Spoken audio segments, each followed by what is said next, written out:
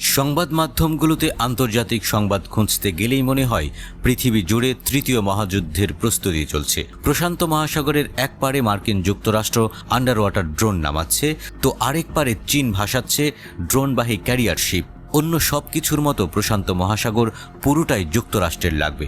চীনের সামরিক সক্ষমতা বৃদ্ধি যুক্তরাষ্ট্রের এমন আগ্রাসী আচরণেরই প্রতিক্রিয়া।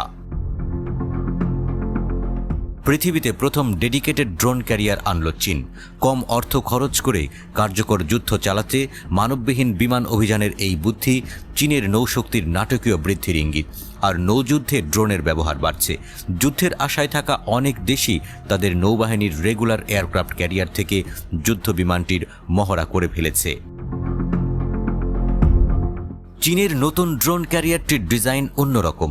চীনের জিয়াংসু দায়ং মেরিন শিপইয়ার্ডে তৈরি এই জলযানটি আর 10টি এয়ারক্রাফট ক্যারিয়ারের চেয়ে ছোট।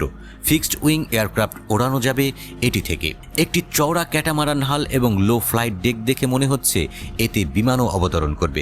সম্ভবত সমুদ্রে বড় ফিক্সড উইং আনম্যান্ড এরিয়াল ভেহিকেলকে সহায়তা দিতে চীনের এই আয়োজন। জিয়াংসু দায়ং মেরিন শিপইয়ার্ডে এর মধ্যে বেশ কয়েকটি উচ্চ প্রযুক্তির টার্গেট বার্জ এবং 2টি বড় ড্রোন মাদারশিপ তৈরি করা হয়েছে। নৌবাহিনীতে এমন অত্যাধুনিক আয়োজনকে ইলেকট্রনিক ব্লু ফোর্স বলেছে চীন। এই ড্রোন ক্যারিয়ার উপকূল থেকেই সস্তায় চালানো যাবে। সম্ভবত সাগরে ড্রোন ওড়ানো, পরীক্ষা ও বিকাশের জন্য একটি পরীক্ষামূলক প্ল্যাটফর্ম হিসেবে কাজ করবে এটি। মনুষ্যবিহীন সিস্টেমগুলো মানবচালিত বিমানের চেয়ে নিরাপদ এবং সাশ্রয়ী। সাগরে এবং ভূমিতে গোয়েন্দা নজরদারি, পুনরুদ্ধার এবং হালকা আক্রমণ চালাতে ড্রোন খুব কার্যকর। গভীর সমুদ্রে এগুলো ব্যবহারের জন্য ড্রোন ক্যারিয়ার থাকলে স্থলঘাটের প্রয়োজন যেমন আর থাকে না, তেমনি এয়ার পাওয়ারের রেঞ্জও বেড়ে যায়। এই খবর পেয়ে কি ভাবছে পশ্চিমারা? প্রশান্ত মহাসাগরে চীনের পায়ে পা বাঁধিয়ে অশান্তি ঘটাতে পশ্চিমা শিবির বেছে নিয়েছে তাইওয়ান দ্বীপকে। এই ইস্যুতে সংঘাতে চীন কি ভূমি এবং জাহাজ থেকে ড্রোনের ঝাঁক উড়িয়ে আক্রমণ শুরু করবে? এমন করে চীন সংলগ্ন শত্রুপক্ষের দেশগুলোর বিমান প্রতিরক্ষাকে থমকে দেয়া যায়। বিপক্ষের বিমান চলাচল গুড়িয়ে দিতে এই পদ্ধতি মর্টারের চেয়ে বেশি কার্যকর হবে।